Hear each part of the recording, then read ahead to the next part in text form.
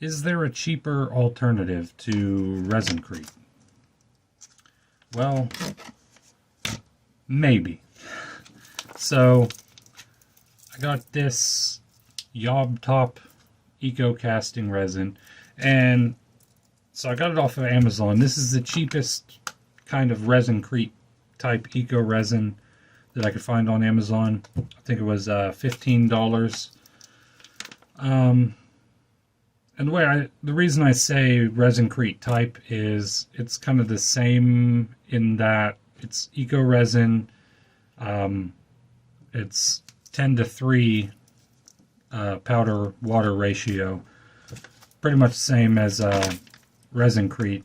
Or if you saw my T-Expert Pure Cure review video, same basic idea, I think. Haven't opened this yet, haven't tried it yet. I'm assuming it's pretty much the same thing as Resincrete and T-Expert Pure Cure. Unfortunately, the T-Expert Pure Cure isn't available on Amazon right now. For whatever reason, it's been unavailable. It's actually been unavailable since about 2 or 3 weeks after I did my review video. Which, you know, kind of sucks, because, you know, if you saw the review video, you might have wanted to buy it, but it's unavailable right now. I don't know when it's coming back, if it's coming back or whatever. So I've been having to settle for, not really settle for Resincrete, but I've been having to use Resincrete because it's a little more expensive than the T-Expert stuff was, but it's, you know, same thing, great results. They have a lot of kits.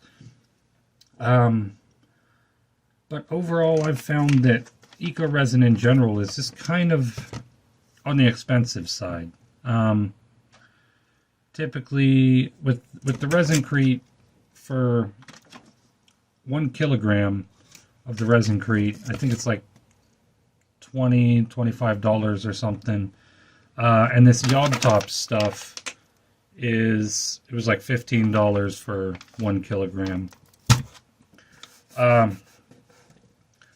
You know, I suppose, you know, for a kilo of other white powders, $15 isn't that much, but we're making crafts here. We're not doing nefarious activities.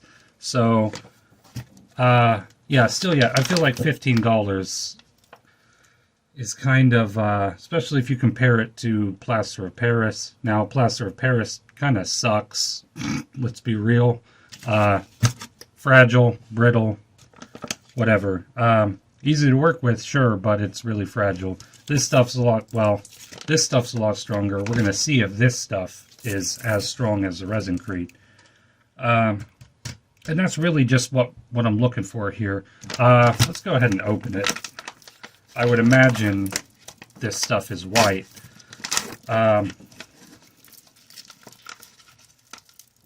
Okay, well.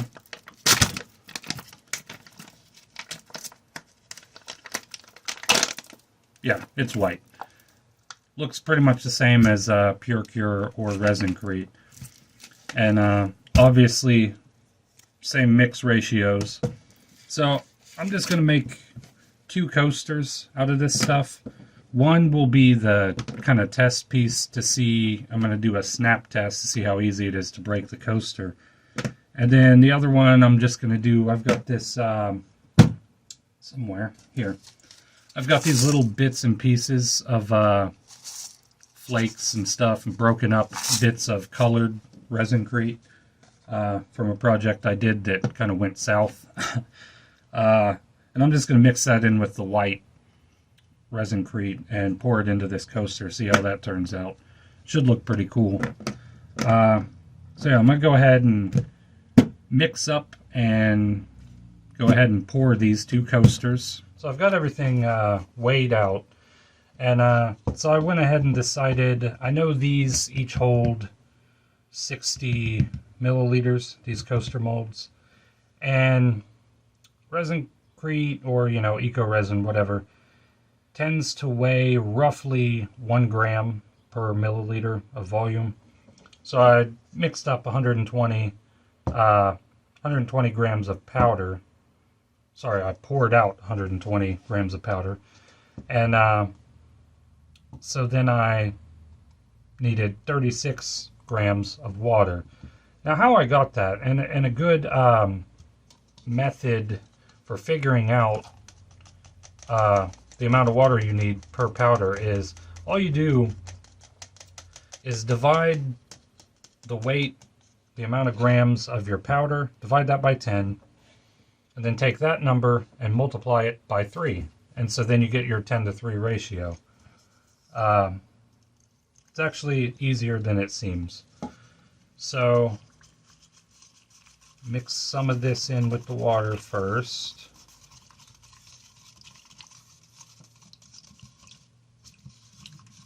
I've found that doing it like this kind of tends to cut down on the clumping you get.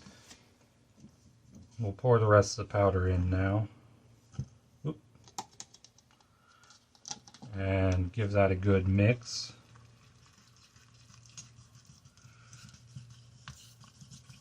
And again, with this powdered eco resin stuff, you really just, you want to mix until there's no more powder really visible, no clumps, no visible chunks of powder. Just get it good and mixed up. It's pretty easily achieved to get a good mix just by eyeballing it. You know, there's really no set amount of time that it takes. Usually takes less than a minute for me. Maybe up to 2 minutes if I'm making a big batch. So I'm not putting any color in this. I'm just going to assume that, you know, it'll take color as good as any other eco resin, I would imagine.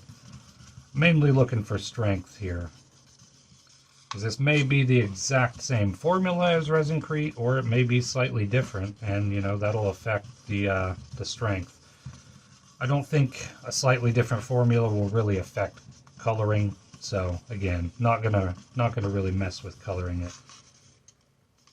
I think we're pretty well mixed here. Just scrape the bottom a little more to be 100% certain. And I like to work with a consistency little thicker than milk, maybe about as thick as a slightly melted milkshake, I suppose. That's pretty good. Not quite as thick as honey or something. Maybe as thick as maple syrup. I don't know. But anyway, I get a paper towel here. So I'm just gonna pour the first coaster, and this is gonna be my test. And a lot of my American viewers, you may wonder why I tend to use the metric system over imperial system, and because here in America we primarily use the imperial system. Well, the fact of the matter is that when you're crafting, typically you're working with much smaller materials, and so in order to be more precise, especially with mixing, you're going to want to use the metric system. It's just kind of more precise, you know, milliliters, millimeters, grams, and so forth. And I have made this terribly thick. Oh boy. So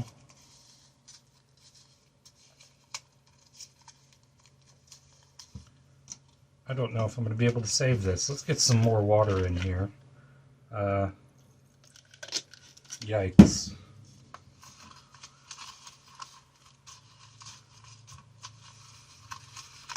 Yeah, I may have ruined the rest of this batch.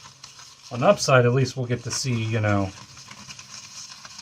the strength test. But I may, well, this might be savable. I wasn't paying attention. So I poured too much of the little bits in there at one time. May be able to save it. That's the cool thing about eco resin is you can kind of mix it to the consistency you want. It's not so precise as, say, epoxy resin or something like that. It's a lot more forgiving.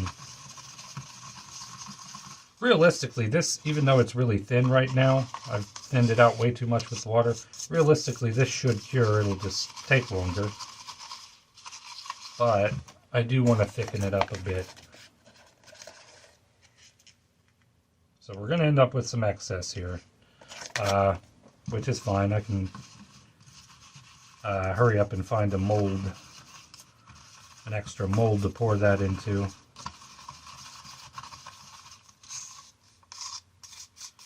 Because I really want to see how this one turns out, because it'll give like a nice terrazzo effect because of all the little colored bits and pieces in there. Alright, that should be alright. It may take a little longer to cure, but it should cure up fine. All these little chunks. Now I'll probably have to sand the bottom of this here, because these little chunks are going to be sticking up a bit. But hopefully this will turn out nice, even though I almost ruined it. But yeah, back to what I was saying about metric system. It's just more precise for smaller things. Now, if I was building a house, yeah, I'm going to use imperial just because bigger things, bigger measurements are easier, and you got a lot more wiggle room.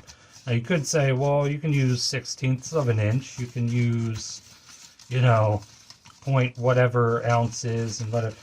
Yeah, I could, but it's the fractions and the calculating everything. It's just easier to, you know, completely avoid that and just use the metric system. I mean, come on. It's not, you're not un-American for using the metric system. Let's find a mold here. Yeah, we'll pour the rest of it in this sphere mold. Now, I know it's not going to fill this, but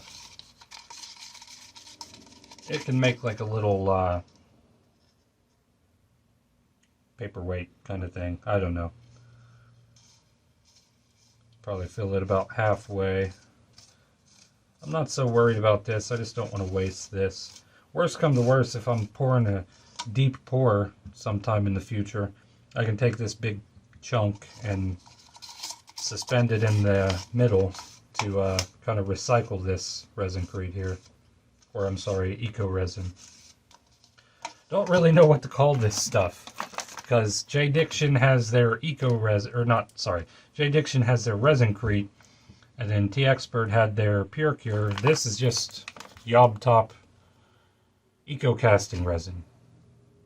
But anyway, I'm gonna let these sit for, I'll probably give them about 40 minutes just to be safe.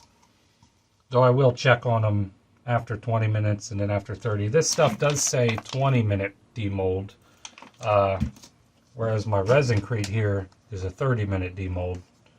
But we'll see. I'll keep checking on it, and then when everything's fully cured and ready to go, I'll hop back on the camera and we'll look at the results. Alright, so everything's all cured up and demolded, and aesthetically the results are as good, possibly even better than resin-crete. I could just be mistaken, but I swear this feels much smoother than the resin-crete or the pure cure. I don't know, maybe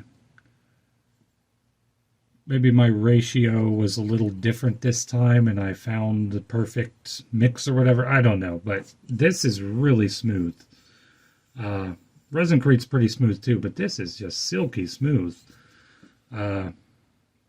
Looks and feels like a ceramic tile that you would have like in your bathroom, you know. And so the little dome thing I made looks pretty cool. But the coaster with all the little bits and pieces of resin in it turned out really nice. That looks really, really nice.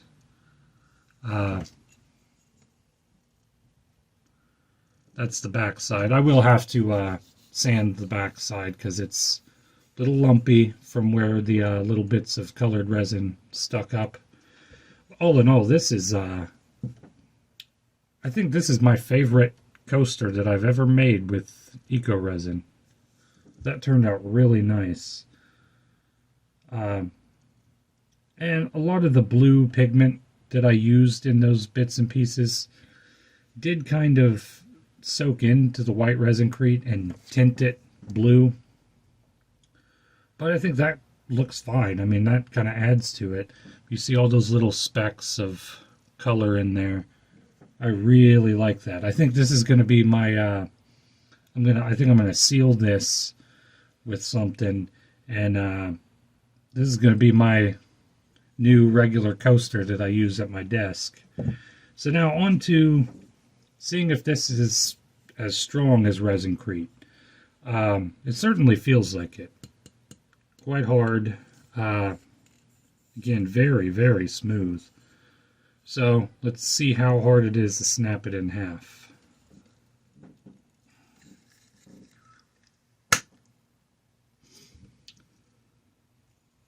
I don't know.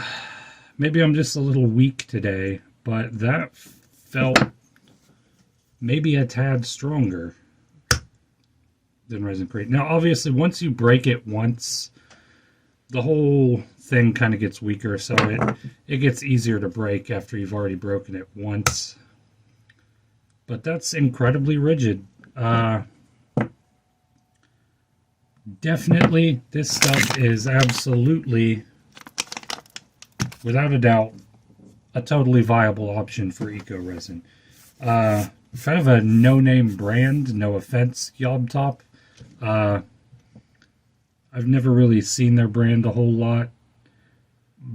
But I gotta say, I mean, it's worth it. It's totally worth it. So if you're out of resin-crete and you just want a bag of resin-crete or eco resin for fairly cheap, and you don't want to... The thing with resin-crete is most of the time, not really most of the time, but a lot of times, the best deal you're going to get is getting a kit, something that comes with molds and stuff, which is great if you don't have those molds already. But if you've already got those molds, it's kind of pointless. So if you need more eco resin, give it a shot. Give it a shot. Works great. Again, really smooth. I do feel like it might be smoother than resin-crete. And I do also feel like it might be a little stronger. It poured great, cured great, no complaints. So yeah, I would, if you work with eco resin, I would definitely give this stuff a shot. Don't be afraid of the fact that it's the cheapest eco resin powder on Amazon. It's worth it. It totally works. So again, love this coaster. Love the way that turned out. This is kind of cool too. Don't know what I'm going to do with it, but I'll keep it around. Anyway, that's the video. Hope you enjoyed it, and I'll see you next time.